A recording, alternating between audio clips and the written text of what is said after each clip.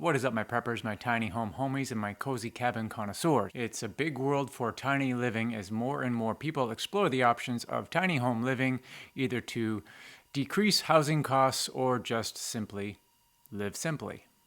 I'm going to take you on a tour of 3 tiny cabins, and while they are not used for full-time living, they certainly could be.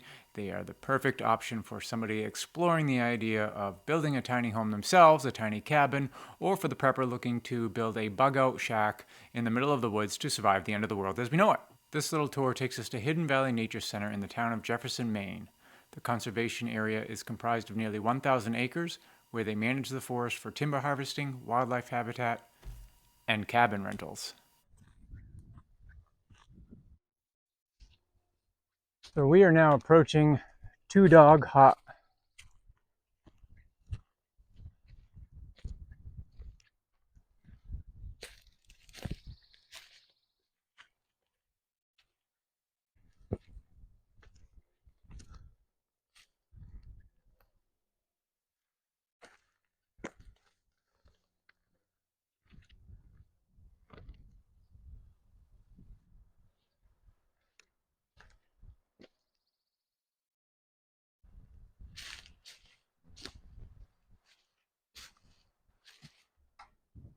Welcome to Two Dog Hut.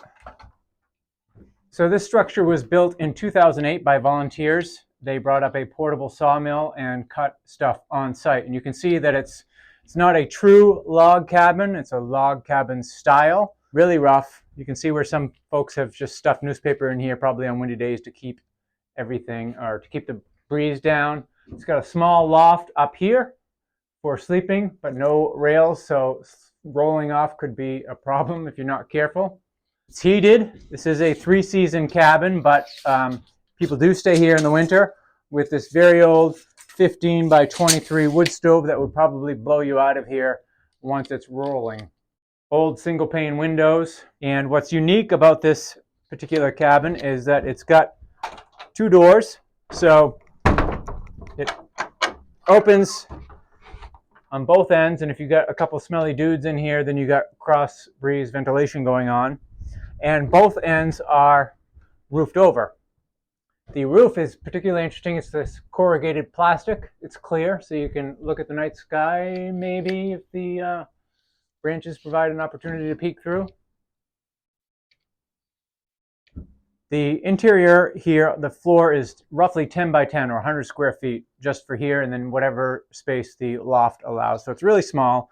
Couple chairs, wood stove, a little table, but you do get use of the 2 porches.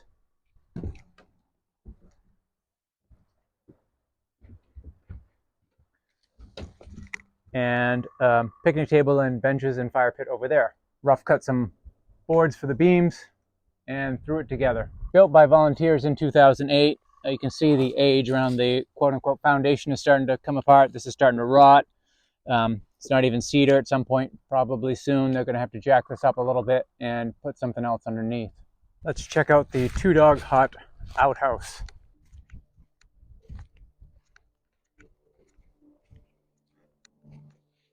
Knock, knock.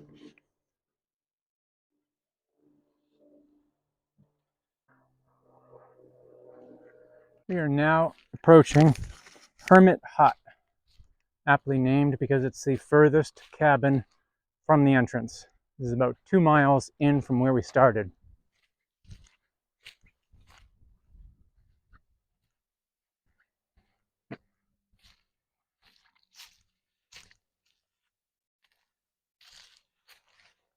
They made Hermit Hut with board and batten siding and steel roofing. Better foundation than Two Dog Hut. They've got the concrete pads in here.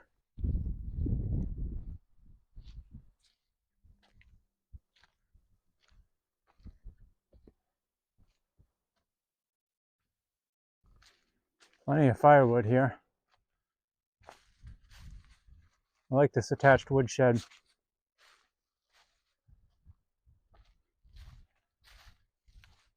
Welcome to Hermit Hut.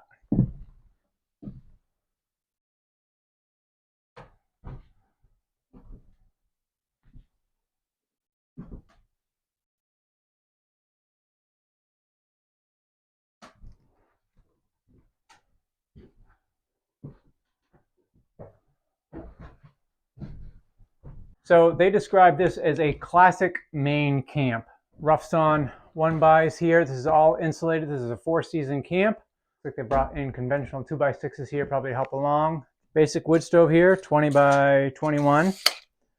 There's a note on here that start the fire small because it's going to blast you out of here soon. I like what they did with the cement board here, following the smokestack pipe up.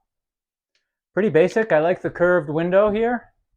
Gives you a nice view of the clearing. Has tent site here as well so that it can accommodate more people. Pretty spacious. Inside is a little over 10 feet by 22 feet. 10 by 22. They ran some 1x boards across the top and nailed them in place. I'm not quite sure why. Maybe to just set stuff up on top, although I don't think anything is up there now.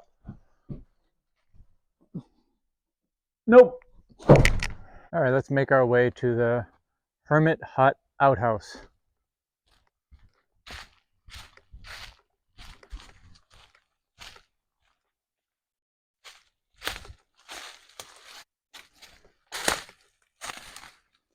Oh, no door here, I guess. But I guess with a name like Hermit Hot, you don't need a door.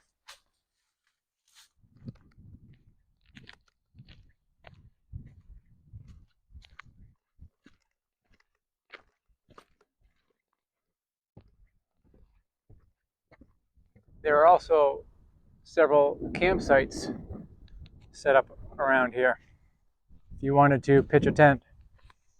And there are worse locations than this to do that. We're now coming up on the last of our cabins or camps. Pond Camp, named because of the pond.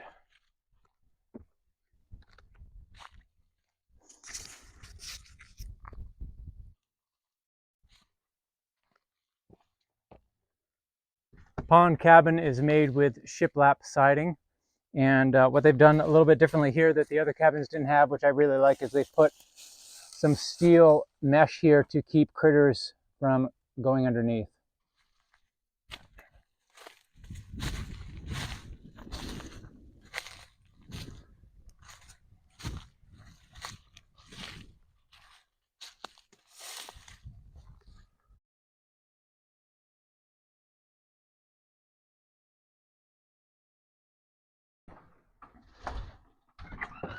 Welcome to Pond Cabin. Pond Cabin is fully insulated, so it's a 4-season camp, well constructed. They've got, looks like a 3/4 inch tongue and groove pine here that was purchased. I don't think it was cut on site because it's all planed. Plywood floor, and over time this has started to bow a little bit, so the floor has got a slight bow to it, but I like how the first floor is entirely open. It is heated with an old Vigilant wood stove. This is similar to one actually I had growing up, the top loader. It wasn't my favorite because it's usually got covered with creosote, and I always had a hard time getting it open without the room filling full of smoke. But this is my favorite. Tons of big windows. View of the pond. What is pretty neat here is this ladder to the loft sets up there. And so you can sleep upstairs, and that tucks out of the way for when you're not using it. So the loft is roughly 10 by 18. You could pack 6 people in here fairly comfortably.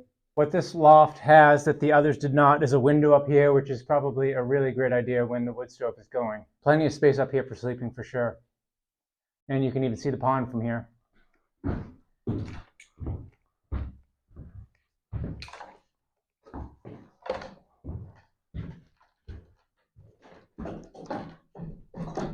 So this cabin is 20 by 20, or just about 18 by 18 on the inside. 6 by 6 beams running across here, tongue and groove flooring, little table for meal prep. This is a dry cabin, meaning there's no water supply, same as with all of them. They've got items here left, fire starting materials, some candles, cribbage, deck of cards.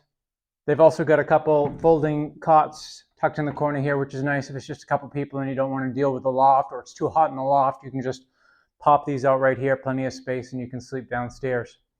This is a massive picnic table made for a group, obviously. It's a great spot to play board games. A lot of people will come here in the winter. They'll cross-country ski in, tow a sled behind them if they've got gear, and set up shop here, play games, stay the weekend, ski the pond, ski the trails. Now let's see if pond, cabin, outhouse is as nice as pond cabin.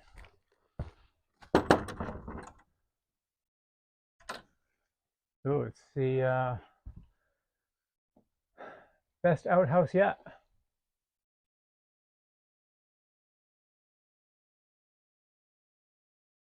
Let me know in the comments section which one was your favorite, and if you have any questions on any of the cabins, leave a comment there. I'll do my best to answer them, and I'll see you in the next video.